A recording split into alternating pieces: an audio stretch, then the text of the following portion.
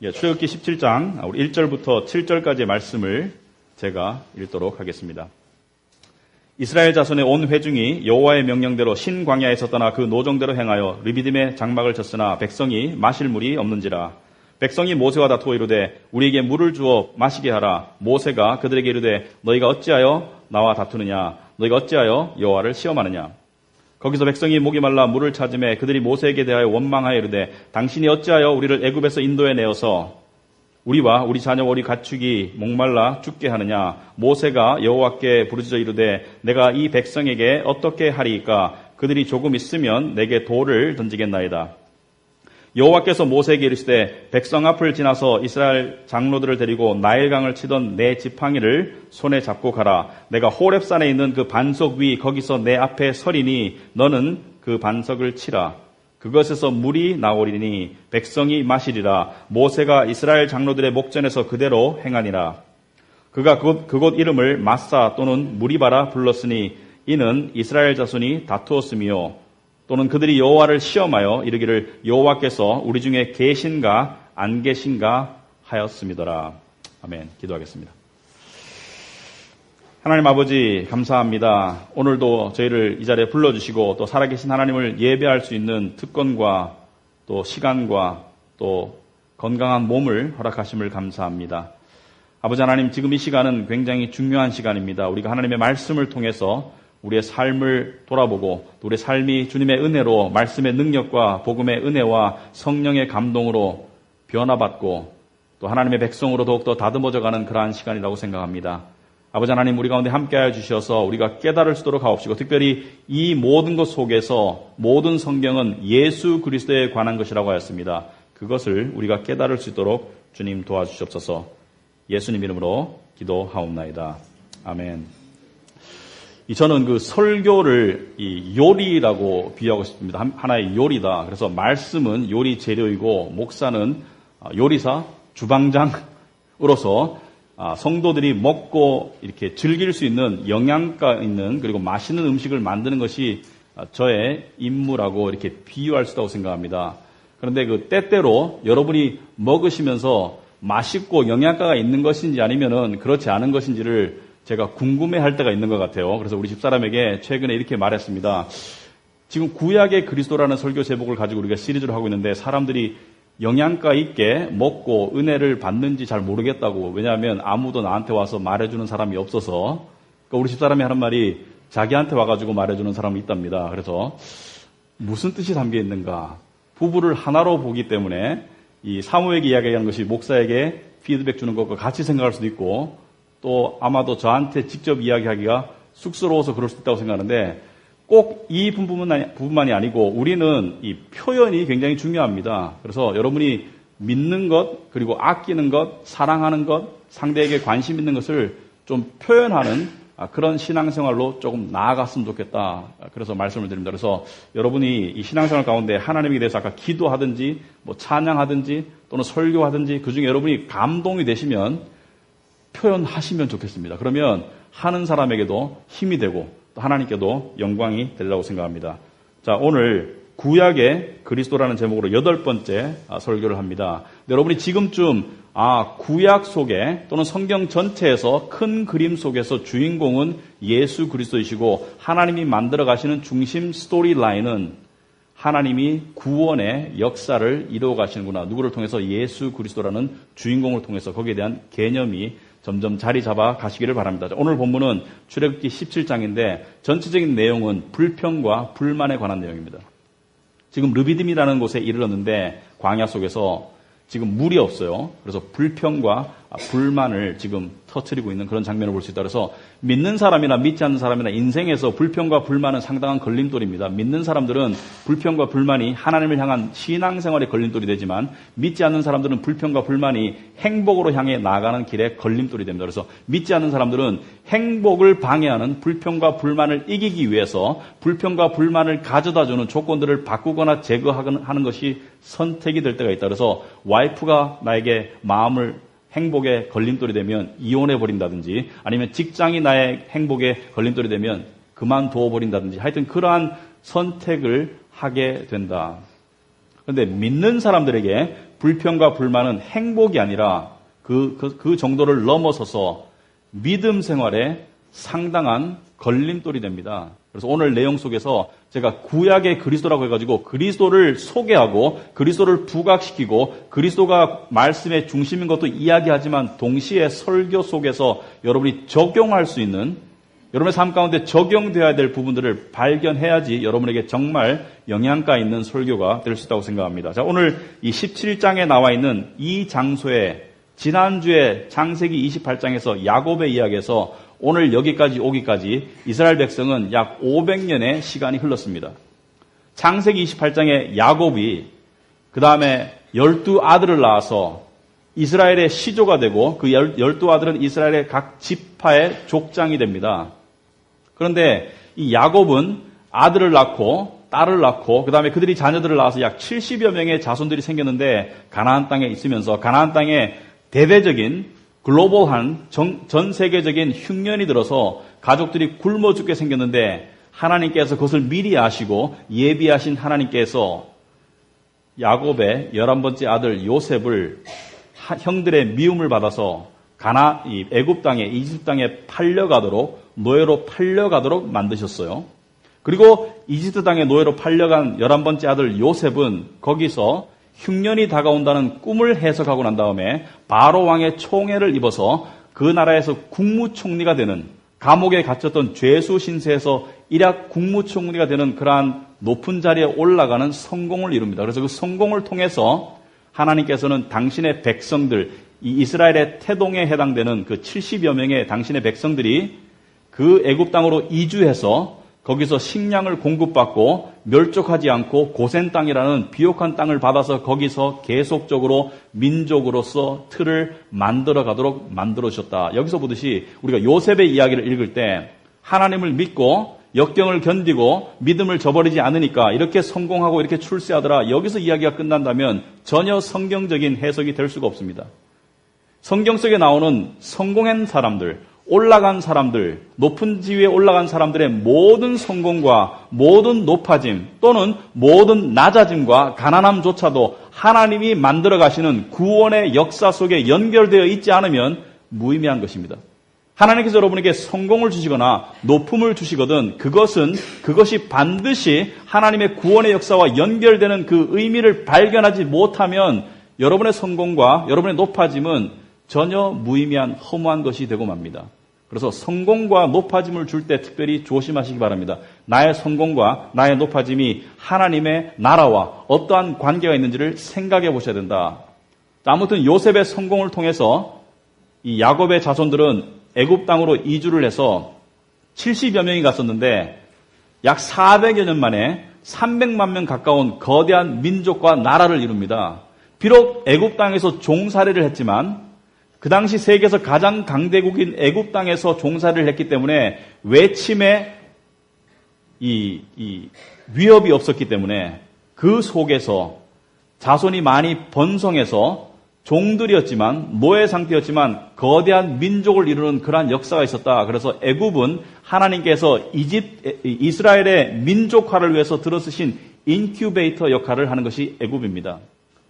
자, 그런데 이 애굽 땅 속에서 처음에는 좋았는데 시간이 지날수록 처음에 자기들을 선대하던 환대했던 바로 왕이 죽고 난 다음에 그 다음 왕들은 이들을 노예로 만들어서 종으로 삼아버렸죠. 그래서 이들에게 극심한 고통스러운 역경스러운 삶을 살아가도록 만듭니다.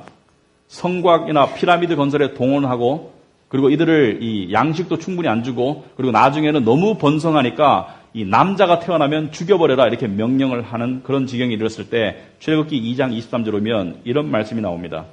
여러분 주보에 나와 있죠. 여러 해 후에 애굽 왕은 죽었고 이스라엘 자손은 고된 노동으로 말미암아 탄식하며 부르짖으니 자, 여기서 애굽 왕이라는 것은 요셉을 국무총리로 만든 그 왕이 죽고 난 다음에 그 다음 왕들은 이스라엘 백성들을 그렇게 환대하지 않았다는 것이죠. 그 고된 노동으로 말미암아 부르짖는 소리가 하나님께 상달된지라 하나님이 그들의 고통 소리를 들으시고 하나님이 아브라함과 이삭과 야곱에게 세운 그의 언약을 기억하사 하나님이 이스라엘 자손을 돌보셨고 하나님이 그들을 기억하셨더라. 여기서 하나님이 기억하셨다라는 것은 하나님이 망각하셨다가 다시 생각했다는 뜻이 아니라 하나님의 때가 무르익었다. 이제 민족을 이루었기 때문에 이제 가나안 땅으로 돌아갈 날이 다가왔다. 출애굽할 날이 다가왔다는 것이죠. 그래서 하나님께서 모세를 부르셔서 이들로 하여금 홍해를 건너는 기적, 가르고 건너는 기적을 통해서 가나안 땅으로 나아가게 하는데 이것을 여러분 구약의 이러한 사건들이나 이야기들은 신약 성도들을 향한 시청각 교육입니다. 시청각 교육. 교육 드라마이다. 무슨 뜻이냐? 여러분 그 구약에서 이스라엘 백성들이 출애굽을 한다는 것은 애굽은 이집트는 세상을 상징합니다. 세상에 종로로 타던 사람들이 이 물로 들어갔어요. 들어갈 때는 애굽의 종의 모습으로 들어갔는데 빠져나올 때는 하나님의 백성으로 나오더라. 그래서 거듭남을 상징합니다. 세례를 상징합니다. 그래서 이 하나님의 백성으로 다시 빠져나온 사람들이 원래 주인은 옛날의 주인은 애굽이었는데 이제는 하나님이 주인이 되고 옛날엔 애굽 땅에서 종로로 타였는데 지금은 하나님의 언약의 백성으로서 가나안 이 광야로 들어가는 삶을 산다. 그렇다면 광야는 무엇을 상징하는가? 광야는 신앙인들이 살아가는 믿음의 연단과 시험의 장소입니다. 광야의 삶을 통해서 믿음이 시험당하고 이 시험을 통과함을 통해서 믿음이 단단해지고 그래서 하나님을 더욱더 하나님으로 알아보고 따라가는 체험을 하는 곳이 광야이다. 그렇다면 가나안은 무엇인가? 가나안은 믿는 사람들이 들어가는 안식의 땅입니다. 젖과 꿀이 흐르는 풍요의 땅. 신약시대에 와서는 안식의 땅이라고 히브리서 3장 4장에 나와 있죠. 안식의, 믿음으로 들어가는 안식의 땅이다. 그렇다면 여러분이 지금 예수 그리스도를 믿는다면 여러분은 이미 홍해를 건넜고 지금 광야 가운데서 지금 살고 있습니다. 그리고 지금 가나안을 향해서 나아가고 있습니다. 그런데 오늘 본문에 보면 오늘 본문의 상황은 물이 없는 상황이에요. 오늘 보면 1절에 보시면 이스라엘 자손이 온 회중이 여호와의 명령대로 신광야에서 떠나 그 전에 신광야에서 있다가 그 노정대로 행하여 가나안을 따라 향해 나가는 그 루트를 따라가다가 르비딤이라는 곳에 이르러서 모두가 텐트를 치고 그곳에 쉬려고 머물렀는데 긴 행군 뒤에 물이 없어요. 물은 생명과 직결되는 것이고 특히 광야에서는 이 덥고 갈증나고 목마르고 지금 피곤한 상태에서 물이 없어요. 그러므로 이 물이 없다는 것은 목숨에 위협을 주는 그러한 상황입니다. 근데 지금이 첫 번째 역경은 아닙니다. 지금 광야를 들어온 지 얼마 되지 않은 동안에 이미 15장에서는 이 마라라는 곳에서 물을 발견했는데 오아시스를 발견했는데 물이 써서 마실 수가 없어요. 그래서 하나님께서 그 물을 단물로 바꿔주셨고 16장에서는 배가 고파 죽겠는데 먹을 것이 없어요. 그래서 하나님께서 만나를 내려주셔서 만나를 통해서 양식을 공급받았고 그 다음에 고기가 먹고 싶어 죽겠대요. 음식은 있는데 이집트에서는 고기를 배 터지도록 먹었는데 광야에 나와서는 고기가 없다는 것이죠. 사실은 거짓말입니다. 배 터지게 못 먹었었어요. 그래서 하나님께서 메추라기를 보내셔서 이 오늘날로 말하면 하늘에서 이 새떼가 땅에 돌진해서 머리를 쳐박고 죽었는 거죠. 그래서 그것을 잡아가지고 고기로 이렇게 만들어서 먹었는 것이죠. 그리고 오늘 네 번째, 물이 없습니다. 그런데 이 네 번 동안에 보면 하나의 패턴이 있습니다. 이 패턴이 사실은 광야 40년 동안에 계속 이어지는 패턴인데 뭐냐면 어려운 일이 생길 때마다 어려운 상황이 생길 때마다 이들의 반응은 불평과 불만입니다. 이들의 반응은 불평과 불만 그리고 불평과 불만을 내버려 두니까 이것이 자라서 미움과 원망으로 되더라. 그래서 이스라엘의 반응을 2절 3절에 보시면 백성이 모세와 다투어 이르되 우리에게 물을 주어 마시게 하라. 이 부탁하는 게 아니라 물이 없다고 부탁하고 물이 없다고 상황을 알리고 물이 없는 상황을 도와달라고 하나님께 기도해달라는 것이 아니라 요구하는 것이죠. 물을 달라. 모세가 그들에게 이르되 너희가 어찌하여 나와 다투느냐 너희가 어찌하여 여호와를 시험하느냐. 바꿔 말해서 너희가 나와 다투는 것은 여호와를 시험하는 것과 마찬가지다. 나중에 설명하겠습니다. 왜 그런지. 거기서 백성이 목이 말라 물을 찾으며 그들이 모세에게 대하여 원망하여 이르되 당신이 어찌하여 우리를 애굽에서 인도해 내어서 우리와 우리 자녀 우리 가축이 목말라 죽게 하느냐. 여기까지 끌고 와서 애굽 땅에서 끌고 나와서 여기서 왜 목말라 죽도록 만드느냐. 여러분 신앙생활 가운데 가장 우리가 자주 부딪히는 문제와 병이 영적인 병이 바로 불평과 불만입니다. 불평과 불만. 자신이 처한 상황에 대한 불만. 자신이 관계 맺고 있는 사람들에 대한 불평. 그리고 내가 지금 원하는 것이 이루어지지 않음에 대한 불만과 불평, 내가 원하는 변화가, 나의 삶의 변화가 내가 원하는 시간에, 내가 원하는 만큼 이루어지지 않기 때문에 나에게 내 안에서 자연스럽게, 은근하게, 집요하게 올라오는 불평과 불만이 신앙생활에서 정말로 힘든 또는 심각한 영적인 병입니다. 그런데 이 불평과 불만을 그대로 내버려두면 불평과 불만은 새끼를 낳아요. 불평과 불만은 사람을 향한 미움으로 발전하게 되어 있습니다. 여기 보면 모세를 미워하죠. 모세를 죽이려고 그래요. 사실은 이 광경 속에 보면 모세를 돌로 쳐 죽일 지금 분위기예요. 그리고 또 불평과 불만은 궁극적으로는 누구를 향한 것입니까? 하나님을 향한 것이다. 여러분, 불평과 불만을 조심하세요. 불평과 불만이 지속된다는 것은 불신앙이고 그것은 하나님을 향한 원망과 미움과 하나님을 향한 실망으로 반드시 새끼를 낳고 발전하게 되어 있습니다. 모세가 누구의 명령으로 여기까지 이스라엘 사람들을 데리고 왔나요? 하나님의 명령으로. 홍해를 왜 갈랐나요? 이들을 구원하기 위해서. 이 르비딤이라는 장소에 왜 왔나요? 하나님께서 원래는 이 르비딤이라는 장소의 이름이 resting place, 휴식처입니다. 휴게소.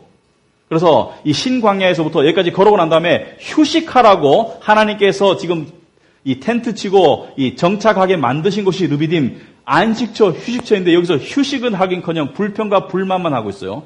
왜? 이유는 물이 없기 때문에. 당연하죠. 물이 없으니까 지금 심각한 문제이죠. 그렇다면 물이 없으면 불평해야 되나요? 불만해야 되나요? 아니면 하나님께서 여기서 휴식처라는 것은 하나님의 머릿속에는 이미 물을 준비하고 계세요. 그렇다면 이들에게 지금까지 3번, 4번 거쳐서 하나님이 홍해를 가르셨죠?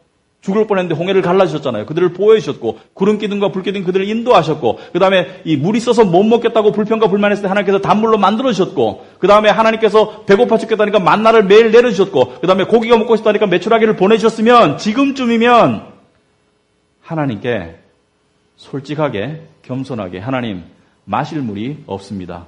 모세에게 우리 다 같이 합심 기도합시다. 우리 다 같이 모여서 하나님께 기도함으로 말미암아 하나님께 물을 구합시다라고 기도해야 되는 순간에 불평과 불만으로 지금 하나님께 원망하고 그리고 사람들을 미워하고 있다. 그래서 이 르비딤이 안식처가 되어야 될 곳을 하나님께서 이름을 바꾸세요. 하나님이 이름을 바꾸시는 것은 굉장히 중요한 의미가 들어있습니다. 7절에 뭐라고 바꿨습니까? 그곳 이름을 마사 또는 무리바라 불렀으니 마사는 이스라엘 자손이 다투었다. 휴식한 것이 아니라 다투느라고 이 추한 모습을 보인 것이 이곳이고 그 다음에 그들이 여호와를 시험하였다. 다투고 시험하는 장소로 왜 만들었나요? 불평과 불만 때문에. 원래는 휴식처였는데 원래는 하나님께서 물도 주시고 휴식하도록 만드실 곳이었는데 이것을 불평과 불만에 바꾼 것은 이들이 다투고 하나님을 시험했기 때문에. 근데 놀라운 사실이 있습니다. 여기에 지금 물이 없는 상황이 왜 주어졌습니까? 하나님께서 이들의 믿음을 시험하시려고. 어려운 상황 속에서 이들의 믿음을 시험하시려고 했는데 도리어 이들이 하나님을 시험하고 있어요. 당신이 하나님이라면 당신이 사랑의 하나님이고 당신이 신실하신 분이고 당신이 우리를 저버리지 않았다면 왜 이 모양 이 꼴로 만드셨나요? 라고 거꾸로 하나님을 시험하고 있습니다. 여러분 불평과 불만은 주객이 전도되도록 만듭니다. 불평과 불만은 그 속에서 주어진 하나님의 연단과 하나님의 시험을 보지 못하도록 만들고 오히려 우리가 하나님을 의심하고 하나님을 시험하고 하나님께 원망하는 주객이 바뀌는 것이 불평과 불만이다. 여러분 신앙생활 하다 보면 좀 특이한 경우가 있더라고요. 어떤 분들이 자기가 원하는 대로 일이 안 이루어지니까 또는 자기가 원하지 않는 일이 갑자기 생기니까 하나님께 실망했다고 노골적으로 표현해요. 그럴 수 있습니다. 초기에는. 그런데 거기서 멈추지 않고 하나님을 심판하는 지경에까지 이르더라고요. 교회 안 나간대요. 하나님이 자기를 실망시켰기 때문에. 그리고 기도 안 하겠대요. 말씀 안 보겠답니다. 그렇게 하세요. 얼마든지. 하나님은 조금도 답답하지 않습니다. 자기 파멸의 길입니다. 누가 누구를 심판해요? 여러분 분명히 합시다. 하나님이 심판관이고 하나님이 시험을 하시는 분이지 우리가 하나님을 심판하고 우리가 하나님을 시험할 수 있는 것이 아니죠. 그런데 이 이스라엘 백성들은 이 불평과 불만의 뻔뻔함이 계속되고 패턴이 되어서 나중에 광야에 못 들어갑니다. 광야 앞에까지 갔다가 다시 돌아가라 그래요. 이 신명기 1장에 보면 또는 이 민수기 32장에 보면 하나님께서 다시 광야로 돌아가라. 그리고 니네가 다 거기서 죽을 동안 뺑뺑이 돌아라. 그리고 너희 자식들만 들어갈 것이다. 왜? 불평과 불만의 죄가 없어지지 않으면 오늘날 믿는 사람들에게 주는 교훈이 이것입니다. 신앙생활은 해도 가난이 없는 신앙생활이 된다. 안식과 평강과 만족과 쉼이 없는 신앙생활을 하고 싶거든 계속 불평과 불만을 하시면 됩니다. 여러분, 이 불평과 불만이 지금 4번째 되고 있습니다. 하나님께서 10가지 재앙으로 능력을 보여주시고 하나님께서 정말 이 광야를 갈라주시는 기적을 통해서 이들을 구원하시고 그들을 추격하던 애굽의 군대, 바로왕의 군대를 다 몰살시키시고 그 다음에 이제까지 거듭 상황을 해결해 주셨음에도 불구하고 여지껏 불평과 불만을 하고 있는 이들의 죄. 여러분, 하나님의 공의의 하나님이시라면 이들을 쳐 죽여야 돼요. 또는 버려야 됩니다. 그런데 하나님은 여전히 사랑의 하나님이세요. 그래서 이들에게 물을 주세요. 그런데 이들에게 물을 주기 전에 이들의 죄 문제를 묻지 않을 수가 없습니다. 그죠? 분명히 죄죠. 불신앙의 죄죠. 하나님을 원망하고 하나님을 미워하고 하나님 위에 꼭대기에서는 분명히 교만의 죄인데 하나님께서 이 죄를 어떻게 해결하시고 어떻게 은혜를 베푸시는가 5절 6절에 보시면 기이한 광경이 나옵니다. 여호와께서 모세에게 이르시되 백성 앞을 지나서 이스라엘 장로들을 데리고 나일강을 치던 내 지팡이를 손에 잡고 가라. 여호와께서 호렙산으로 그 옆에 있는 호렙산으로 장로들을 데리고 백성 앞을 지나라는 것은 공개적으로 호렙산으로 가라는 것이죠. 장로는 백성을 대표해서 따라가고 있는 것이죠. 그런데 호렙산에 가가지고 내가 호렙산에 있는 6절에 그 반석이 있다는 것이죠. 돌이 있다. 반석 위에 내가 서리니 그 위에서 내가 네 앞에 서리니 너는 그 반석을 쳐라. 뭘로? 막대기로. 그것에서 물이 나올 것이다. 그러면 물로 백성들에게 공급하거라. 이것이 하나님의 정말로 신기하고 알 수 없는 해결 방법입니다. 자, 먼저 반석은 무엇을 상징합니까? 반석은 성경에서 예수 그리스도 여호와를 상징합니다. 시편 18편 2절에 보시면 여호와는 나의 반석이시오. 시편 95편 오늘 그 예배를 부르며 읽었던 말씀 보면 오라 우리가 여호와께 노래하며 우리의 구원의 반석을 향하여 즐거이 외치자. 여호와는 우리의 구원의 반석이시다. 우리에게 구원을 베푸시는 돌이시다. 반석이시다. 우리의 피난처이시다. 우리의 요새이시다. 또 더 직접적으로는 고린도전서 10장 4절에 이 반석이 그리스도이심을 분명히 말하고 있습니다. 고린도전서 10장 4절 여러분 주보에 보시면 다 같은 신령한 음료를 마셨으니 이는 그들을 따르는 신령한 반석으로부터 마셨음에 그 반석은 곧 그리스도시라. 아멘. 그리스도가 곧 반석이다. 근데 이 그리스도를 네가 가지고 있는 막대기로 치라. 이 막대기는 하나님께서 여호와께서 모세에게 준 막대기고 이 막대기는 홍해를 갈랐던 기적의 막대기이고 이 막대기는 갈랐던 홍해물을 다시 합쳐서 바로와 그의 군대들을 죽도록 심판하신 심판의 막대기입니다. 이 막대기로 누구를 치라는 것이에요? 내가 그 반석 위에 설 것이니까 그 반석을 내리치라는 것은 그 반석을 치게 되면 반드시 하나님을 쳐야 합니다. 여호와를 쳐야 합니다. 그죠? 반석 위에 내가 서서 네 앞에 서리니 그 반석을 막대기로 치라는 것은 strike me, 나를 치라는 것이죠. 나를 쳐라. 그것은 무슨 뜻인가? 여러분, 창세기 15장에서 우리가 아브라함의 언약에 대해서 배웠습니다. 쪼갠 고기 사이를 누가 지나갔습니까? 아브라함이 아니고 하나님이 지나가셨더라. 하나님의 백성들의 언약 파기와 죄와 모든 불순종과 모든 불평과 모든 불만과 모든 죄에 대한 저주와 처벌을 내가 감당하리라. 이것이 복음입니다. 반석을 내리쳐라. 나를 치라는 것이죠. 여러분 생각해 보세요. 이 일이 있고 난 다음에 1500년 흐르고 난 다음에 예수 그리스도가 이 땅에 오셨어요. 그리고 그분이 채찍에 맞았어요. 그분이 못에 찔렸어요. 그분이 창의 옆구리가 찔렸어요. 그분이 십자가에서 죽으셨어요. 왜? 우리의 죄 때문에 누구를 치신 것입니까? 바로 당신을 치신 것이죠. 우리의 죄 때문에. 그래서 우리의 죄 때문에, 여기서 이스라엘의 죄 때문에 하나님이 당신을 치시게 하고 난 다음에 모세에게 지팡이를 주고 나를 쳐라. 나를 치면 물이 나올 것이다. 내가 죄에 대한 그 처벌은 내가 대신 받고, 그리고 물의 은혜를 내가 베푸마. 생명의 물을 내가 베풀 것이다. 여러분, 우리는 이것을 이해를 못합니다. 이해하지만 이해를 못합니다. 믿지만 정말 믿기 어려워요. 제가 몇 년 전에 영화를 봤는데 이 영국을 배경으로 한, 영화 제목은 기억이 안 납니다만 영국을 배경으로 한 영화였습니다. 그 영화 속에 영국 왕실이 배경이었어요. 근데 그 영화 속에 이 어린 왕자가 등장합니다. 남자, 사내 왕자가. 이 왕자가 이 왕위 계승을 위해서 교육을 받고 그 다음에 뭐 어려운 것들을 외우고 공부하고 하겠죠. 스승을 통해서. 근데 어느 날 이 왕자가 궁궐 안에 있다가 우연히 어느 방에서 자기 또래의 사내 아이를 발견해요. 근데 이 사내 아이를 보니까 이 천민 출신이에요, 보니까. 그래서 대부분의 궁궐 안에 있는 사람들은 어른들이 일을 하고 있는데 이 아이가 있으니까 얘야, 너는 여기서 뭘 하고 있니? 네가 맡은 일은 무엇이니? 라고 물으니까 이 사내 아이가 머뭇거리다가 이렇게 말합니다. 저는 왕자님이 공부를 게을리 하시거나 왕자님이 숙제를 안 하시거나 왕자님이 잘못하실 때 대신 맞는 역할을 합니다. 왕자님이 잘못하시면 왕자님의 스승님이 저를 때리세요. 근데 왕자가 이것을 듣고 난 다음에 그 표정이 이건 불공평하잖아. 그런 어투로, 그런 표정으로, 그런 말투로 그 아이에게 이야기를 합니다. 그 영화를 보던 저에게 떠오른 단어가 있습니다. 이것은 권력의 횡포이다. 권력의 학대이다. 근데 복음은 그것보다 더 놀라워요.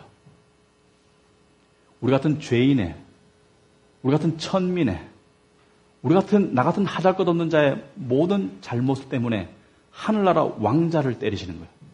내가 머리로 하는 나쁜 생각 때문에 가시면류관으로 그를 때리시고, 내가 하는 이 손과 발로 하는 모든 악한 일들 때문에 그의 손과 발에 못을 박으시고, 그의 옆구리에 창을 찌르시고, 그를 채찍으로 때리시고, 여러분, 이것을 표현할 수 있는 말이 없습니다. 그죠? 여러분, 이 세상에서 이게 권력의 횡포입니까? 아니죠. 권력의 자기 횡포입니까? 말이 안 되죠. 여러분, 우리는 복음을 안다고 생각하지만 알 수가 없는 것이죠. 복음의 은혜를 깨달아가면 갈수록 미쳐버리겠는 거죠. 왜? 하나님의 나를 사랑하신 이 엄청난 사랑이 나를 미치도록 만드는 것이죠. 하나님이 나를 이처럼 사랑하사 자기 아들을 때리셨다. 나 같은 죄인을, 나 같은 보잘것없는, 나 같은 더러운 자를 구원하시기 위해서, 나의 구원을 위해서, 나의 나음을 위해서 하나밖에 없는 독생 하늘나라의 왕자를 치셨다. 여러분, 복음을 깨달아가면 안 미칠 수가 없습니다. 그 사랑이, 그 막대기가 나의 가슴을 때리면 내가 안 돌아버릴 수가 없습니다. 내가 이전에 살던 방식으로 살 수가 없습니다. 불평과 불만이 나올 수가 없죠. 왜? 받은 복을 세워보세요. 하나님이 당신에게 하신 일을 생각해 보세요. 어떻게 불평과 불만이 나올 수가 있겠습니까? 여러분, 우리는 수없이 읽죠. 이사야서 53장 5절.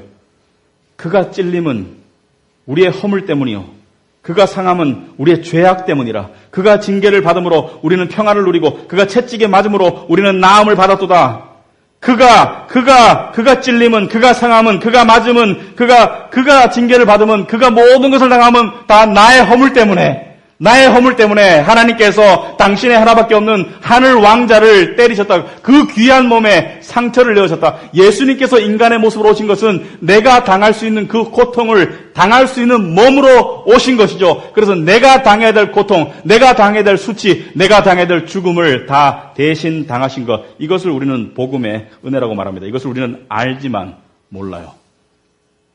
나에게 불평과 불만이 있다는 것은 그만큼 내가 이 복음을 모른다는 뜻입니다. 이 복음이 나를 치면 내 안에서 감사와 내 안에서 감격과 희생이 나올 수밖에 없죠. 내가 내 이득이, 내 명예가 걸리지 않았음에도 불구하고, 내 이득의 증가나 내 명예의 높아짐이 없음에도 불구하고, 오히려 거꾸로 감에도 불구하고 그곳으로 갈 수 있는 이유는, 유일한 이유는 이 하나님의 사랑이 나를 돌게 하기 때문에, 인간의 의지로 갈 수 없는 곳, 인간의 계산으로 갈 수 없는 곳, 인간의 자기 의로 갈 수 없는 그곳을 이 복음은 가도록 만드는 것이죠. 왜?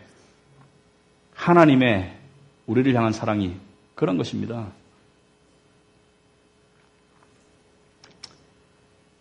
복음서에 보면 요한복음 19장 14절에 보면 예수님이 죽고 난 다음에 창으로 옆을 찌르니까 피와 물이 나왔다고 그래요. 그죠? 14절에 보면 한 군인이 창으로 옆구리를 찌르니 곧 피와 물이 나오더라.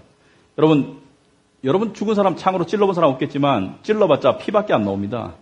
물이 한꺼번에 나와도 피가 섞이기 때문에 물로 보이질 않아요, 원래가. 그죠? 근데 피와 물이 나오더라. 왜 두 가지가 나왔을까? 왜 피만 안 나오고 왜 물이 나왔을까? 물이 나왔어도 피와 섞이면 피로 보일 텐데 왜 이렇게 표현한 것일까? 바위를 생각해 보세요. 바위. 피는 죄를 향한 죽음에 처버린 동시에 죄 씻음의 피입니다. 용서의 피입니다. 물은 생명의 물입니다. 바위에서 흘러나온 생명의 물. 거기에 대한 예언과 거기에 대한 표상이 실현된 곳이 바로 십자가입니다. 여러분, 예수님께서 요한복음 4장 14절에 내가 주는 물을 마시는 자는 영원히 목마르지 아니하리니 내가 주는 물은 그 속에서 영생하도록 솟아나는 샘물이 되리라. 이것이 십자가의 복음의 은혜입니다. 할렐루야. 여러분 생각해 보시기 바랍니다. 십자가에서 피만 나온 것이 아니라 물도 나왔다는 것은 피를 통해서 우리에게 죄 용서와 죄 씻음의 은혜를 주시고 그 다음에 물을 통해서 우리에게 영생의 은혜를 베푸셨다. 그래서 요한은 이것을 1장 16절 요한복음 1장 16절에 은혜 위에 은혜더라. 더블 그레이스 이중 은혜입니다. 용서와 영생은 따로 떨어져 주어질 수가 없습니다. 용서와 영생은 항상 패키지로 주어지는 거죠. 패키지로. 그것을 받았습니까? 불평하지 마세요. 불평의 마음이 들거든 십자가를 바라보세요. 여러분, 불평과 불만을 이기려면 세 가지 말씀을 드리겠습니다. 첫째, 기억하시기 바랍니다. 그리고 기도하시기 바랍니다. 그리고 기다리시기 바랍니다. 여러분의 상황 가운데 여러분이 불평과 불만스러운 상황이 주어지거든 여러분, 불평과 불만은 이스라엘 백성들처럼 앞에 얻었던 모든 은혜와 앞에 얻었던 모든 하나님의 공급하심과 앞에 얻었던 모든 하나님의 보호하심을 철저히 깡그리 잊어버리는 망각의 상태가 됩니다. 영적인 망각의 상태. 왜냐하면 불평과 불만이 우리의 모든 신경과 눈을 사로잡고 있기 때문에. 그러나 한 걸음 물러서서 받은 복을 세워보세요. 받은 구원의 복. 주위를 둘러보세요. 나 같은 죄인이 밥숟갈 떠먹고 있는 자체가 복 아닙니까? 세상 사람들은 자기 능력이라고 말하지만 우리는 복음을 알잖아요. 우리가 받았어야 될 것은 지옥인데 지옥 대신에 천국을 받았잖아요. 그리고 교회가 있잖아요. 주일마다 복음을 듣잖아요. 건강하잖아요. 눈으로 볼 수 있잖아요. 받은 복을 세워보세요. 당연한 것을 여기지 마시고 복을 당연하게 여기는 것은 뻔뻔함의 소치이죠. 뻔뻔함. 어느 것도 하나님의 은혜를 벗어나서 주어지지 않은 것이 없죠. 받은 복을 세워보아라. 그러면 회개가 될 것입니다. 내가 믿기 어려울 정도로 믿음이 없다는 것이. 내가 incredibly 하게 unbelieving 하다는 것을. 그리고 기도하시기 바랍니다. 진리에 따라서. 여러분, 기도는 왜 하나요? 여러 가지 이유가 있겠지만 기도를 왜 하나요? 여러분, 지금 이 상황에서 이스라엘 백성들은 뻔뻔하게 요구하고 있어요. 그것은 잘못이죠. 그런데 나에게 어려운 상황이 있음에도 불구하고 불평과 불만이 있음에도 불구하고 그것 때문에 사람을 미워함에도 불구하고 하나님을 원망함에도 불구하고 그것을 기도를 통해서 하나님 앞에 솔직하게 털어놓지 않는 것도 불신앙입니다. 나에게 불평과 불만이 있고 힘듦이 있으면 하나님께 나아가서 겸손하게 하나님 힘들어요. 아버지 저를 아시죠? 저를 사랑하시죠? 하나님 힘들어요. 라고 말하지 않는 것 자체가 바로 불신앙의 죄입니다. 그러므로 불평과 불만이 기도로 연결되지 않으면 반드시 미움과 무관심, 자기 연민으로 연결될 것입니다. 마지막으로 기다리시기 바랍니다.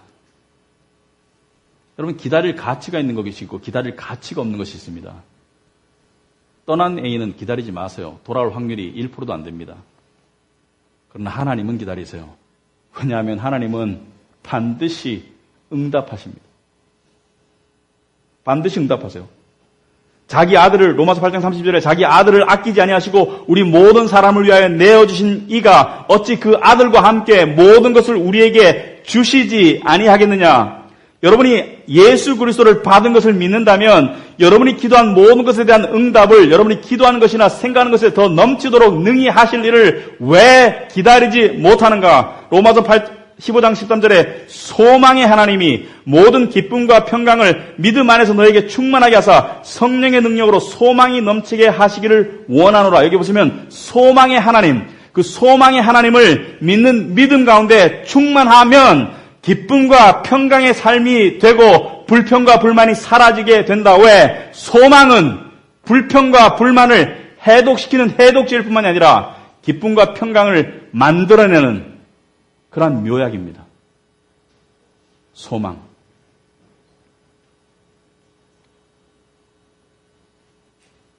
여러분, 소망의 끝이 뭔지 아세요? 제가 이런 말 하면 오해할 수도 있겠지만 잘 이해하시기 바랍니다. 기독교인이 가지고 있는 소망의 끝은 죽음입니다. 죽어야 다 해결됩니다. 그게 우리의 미친 믿음이에요. 우리의 복음이 우리를 그렇게 세상을 바라보도록 만드는 것이에요. 그게 소망입니다. 하나님을 보리라. 하나님을 만나리라. 우리의 소망입니다. 그 소망을 가진 사람에게는 기쁨과 평강을 주시겠다. 가나안을 약속하신 것이죠. 여러분, 가나안 땅의 안식을 들었을 때 여러분 머릿속에 마치 휴양지에 가가지고 파라솔 밑에 나 혼자 누워서 그늘 밑에서 펩시콜라 마시면서 즐기는 것을 생각하셨다면 성경에서 말하는 안식은 그것이 아닙니다. 성경에서 말하는 안식은 개인주의적인 안식이 아니에요. 나 혼자 편안하고 나 혼자 잘 먹고 나 혼자 잘 사는 그런 안식이 아니에요. 가나안을 혼자 들어가지 않았어요. 가나안은 옆에 있는 지체들과 하나님을 함께 바라보면서 들어가는 곳이 가나안입니다. 그러므로 가나안은 나 혼자 있는 개인주의적인 그런 만족이 아니라 공동체적인 그런 만족입니다. 공동체적인 믿음입니다. 공동체적인 감사함이고 공동체적인 나아감입니다. 그러므로 우리 카비넌트 교회 안에서 우리는 가나안을 향해서 함께 나가야 됩니다. 여러분과 제가 함께 나가야 됩니다. 불평과 불만하는 사람이 있거든 옆에 가서 기도해주고 권면해주고 그리고 감사와 희생과 만족을 향해서 함께 나아갈 수 있도록 그것이 힘들죠. 불가능하죠. 복음을 바라볼 수 있도록 십자가를 바라볼 수 있도록 그래서 내 육신을 못 받고 내 안에 주어진 새 생명이 계속해서 하나님을 믿는 믿음으로 가나안에 들어갈 수 있도록 우리는 서로를 격려하면서 함께 나가야 됩니다. 그런 교회를 꿈꾸고 있습니다. 그것이 카비넌트 교회가 나아갈 길입니다. 그리고 여러분이 카비넌트 교회입니다. 교회는 건물이 아니고 교회는 조직이 아니고 교회는 교인들이 모인 산돌들이 모인 그리스도의 집이고 몸입니다. 기도하시기 바랍니다. 하나님 아버지 감사합니다. 우리는 복음의 은혜를 받았습니다. 그러나 우리의 깨달음이 너무나 얇습니다. 도와주시옵소서. 우리가 더욱더 깊이 깨닫고 복음에 매료되어서 정말 세상이 감당할 수 없는 그러한 삶을 살도록 하옵소서. 아버지 하나님, 이 복음의 진리 때문에 삶이 변화되고 복음의 진리 때문에 인생의 목적이 바뀌고 복음의 진리 때문에 내가 돈을 쓰고 내가 시간을 쓰고 내가 내 생명을 사용하는 이 모든 기준이 바뀔 수 있도록 하옵소서. 하나님의 나라와 복음의 은혜에 반응하는 삶이 아닌 모든 성공과 높아짐은 의미가 없습니다. 그러나 하나님께 들어쓰실 때 우리의 모든 성공과 우리의 모든 낮아짐과 높아짐과 우리의 모든 가난과 부함이 다 하나님께 쓰임받을 수 있는 것을 감사합니다. 하나님 아버지, 우리 교회가 복음 중심의 교회로 계속 커나갈 수 있도록 하옵소서. 예수님 이름으로 기도합나이다. 아멘.